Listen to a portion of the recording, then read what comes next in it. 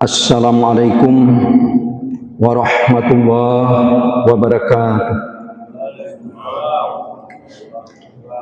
Alhamdulillah nahmaduhu wa nasta'inuhu wa nastaghfiruh wa na'udzu billahi min syururi anfusina wa min sayyiati a'malina. May yahdihillahu fala mudilla lahu wa may yudlil fala hadiya lahu. Asyhadu an la ilaha illallah wa asyhadu anna Muhammadan abduhu wa rasuluh. Allahumma shalli ala Muhammad wa ala alihi wa sahbihi ajma'in. Amma ba'd, ya ayyuhalladzina amanu ittaqullaha haqqa tuqatih wa la tamutunna illa wa antum muslimun. Wa qala ta'ala fil Qur'anil Karim, a'udzu billahi minasy syaithanir rajim. Bismillahirrahmanirrahim. Ya ayyuhalladzina amanu isbiru wasabiru warabitu wattaqullaha la'allakum tuflihun.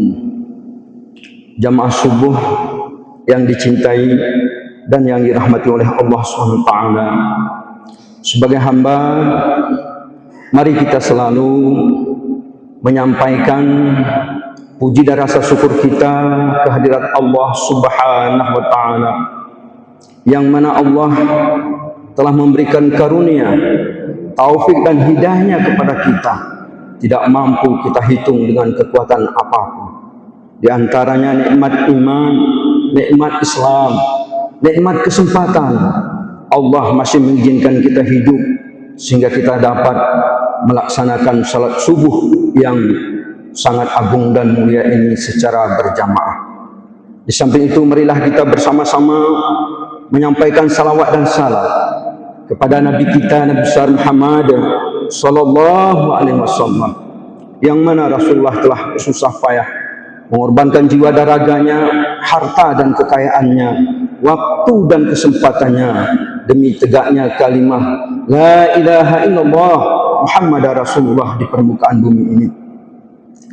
Jamaah subuh yang dicintai dan yang dirahmati oleh Allah SWT, yang sama-sama kita hormati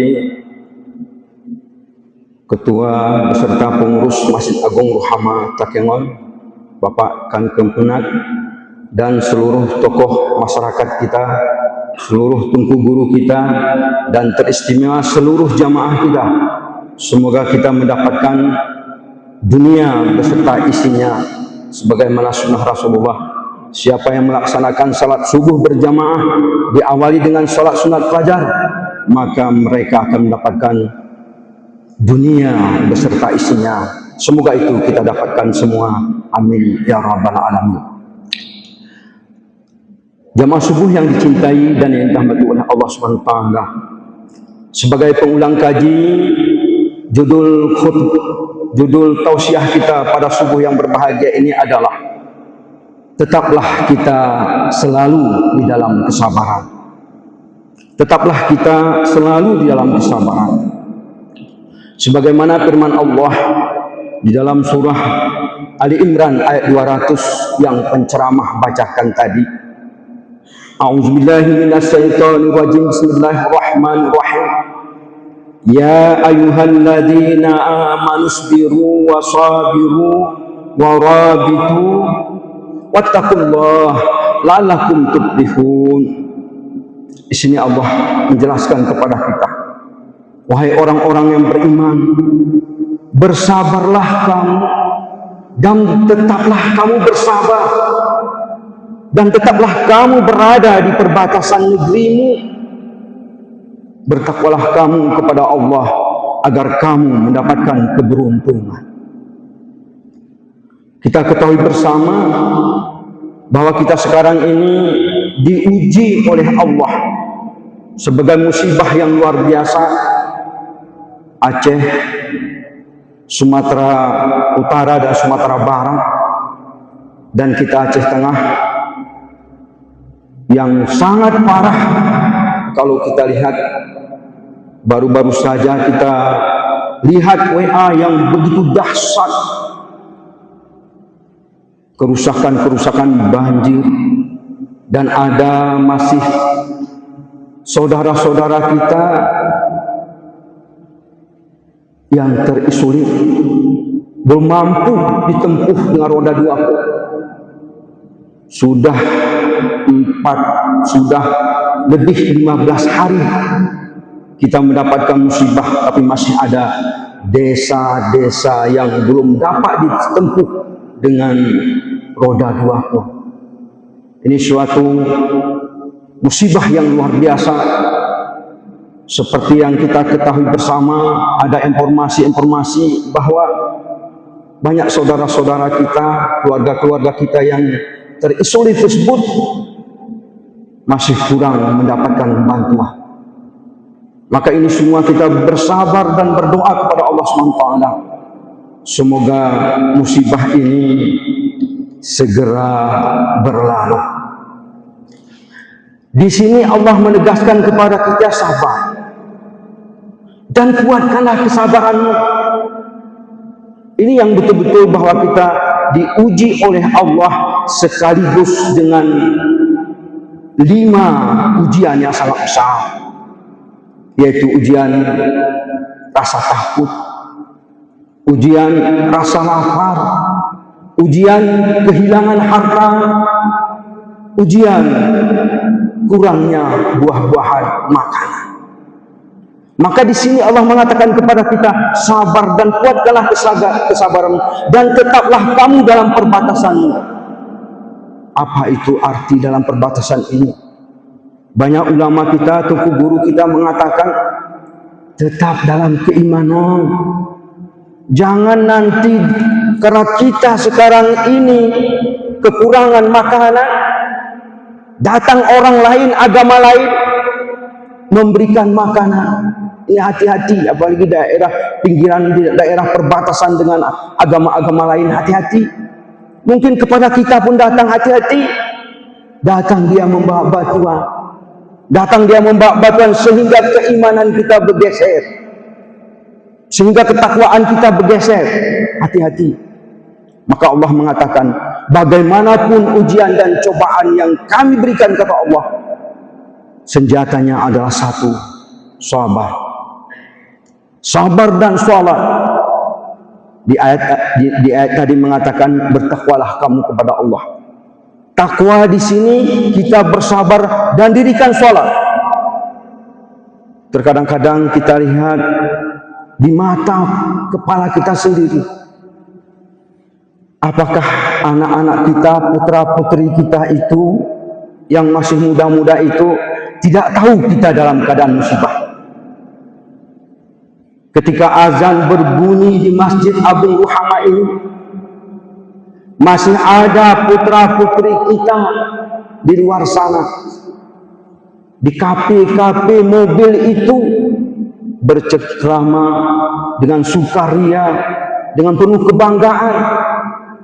Dia tidak mau datang ke masjid untuk melaksanakan sholat, tapi dia nongkrong di sana, setiap waktu sholat. Ini siapa yang salah? Siapa yang salah? Apakah anak-anak kita yang salah? Atau kita sebagai orang tua yang salah? Atau sebagai ulama, tengku guru yang salah? Salah kita mendidik putra-putri kita. Ini bagaimana kita berusaha meneliti. Salah satu arti sabar itu adalah kita meneliti apa sebabnya, kenapa terjadi musibah ini. Jadi kalimat sabar itu juga mempunyai arti kita meneliti, mengkaji kenapa musibah ini terjadi. Ini banyak ayat dan hadis mengatakan musibah ini terjadi karena ulah tangan-tangan manusia. Sudah banyak manusia itu jahil, sudah banyak manusia itu zalim, sudah banyak manusia itu durhaka kepada Allah. Maaf bicara, kalau saya perhatikan setiap Sabtu Minggu, setiap tahun baru, setiap tanggal-tanggal merah itu, Aceh Tengah ini dikunjungi seluruh wisatawan. Dan saya amati setiap Sabtu Minggu itu datang hujan rintik-rintik, datang mendung. Ini pertanda bahwa dari Allah Subhanahu wa taala bahwa tidak boleh kita bergembira, tidak boleh kita bersenang-senang, tidak boleh kita zalim, tidak boleh kita ingkar kepada Allah di dalam melaksanakan wisata tersebut. Kita tercengang melihatnya, dan kita kadang-kadang tidak bisa berbicara, tidak bisa berkutik apapun. Ketika kafe-kafe kecil, rumah-rumah kecil, tenda-tenda kecil yang berada di sekeliling pantai Danau Laut Tawar, ratusan ribuan. Siapa yang tidur di situ? Siapa yang tidur di situ? Kita tidak tahu. Allah yang tahu. Maka Allah tegur kita sekarang. Seluruh pantai kiri ini sampai ke Bintang, seluruh kafe-kafe seluruhnya, hampir semuanya terkena banjir. Maka kita introspeksi diri kita, apakah ini kesalahan kita di antaranya? Tidak bisa tercegah. Kita sebagai ulama, kita sebagai tengku, kita sebagai tengku guru telah mendakwahkannya.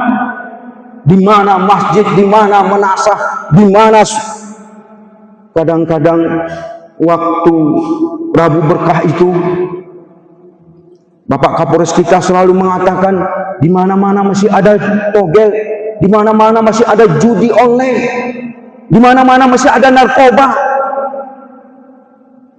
Ini tidak terberantas. Ini dilakukan oleh umat Islam. Apakah karena ini? Maka Allah mengatakan di dalam surah Ar-Rum ayat 41, A'udzubillahi minasyaitonirrajim, bismillahirrahmanirrahim. Dahara fasadu fil barri wal bahri bima kasabat aydin nas. Telah nampak kerusakan di darat dan di lautan karena ulah tangan-tangan manusia itu sendiri. Kita introspeksi, apa kesalahan kita? Apa dosa kita? Maka seperti tengku guru kita tadi, tengku imam kita tadi, maka bertobatlah kita, dibacakan tadi di ayat pertama, bertobat. Bertobat kita kepada Allah. Kita tingkatkan iman dan ketakwaan kita. Kita tingkatkan kemakmuran masjid kita. Apapun musibah yang terjadi, maka masjid, musala, salat berjamaah, mengaji Al-Quran, jangan kita tinggalkan. Terus kita tingkatkan keimanan dan ketakwaan kita kepada Allah SWT. Lanjutan ayat tadi mengatakan, liyudhikahum ba'dalladhi amilu. Karena manusia itu melakukan kerusakan, kejahatan di muka bumi ini, maka Allah mengatakan, saya tegur manusia itu, saya tegur umat Islam itu, supaya mereka merasakan sedikit azab, sedikit musibah dari perbuatan-perbuatan yang mereka kerjakan. Ini ditegur oleh Allah kita. Dicubit oleh Allah kita, cubitnya sangat sakit sekali. Sakit sekali kita dicubit oleh Allah. Sekarang kita ditampar oleh Allah. Sakit sekali tamparannya. Kenapa ditampar kita oleh Allah? Karena kita zalim, karena kita durhaka, karena kita tidak meningkatkan keimanan dan ketakwaan kita kepada Allah.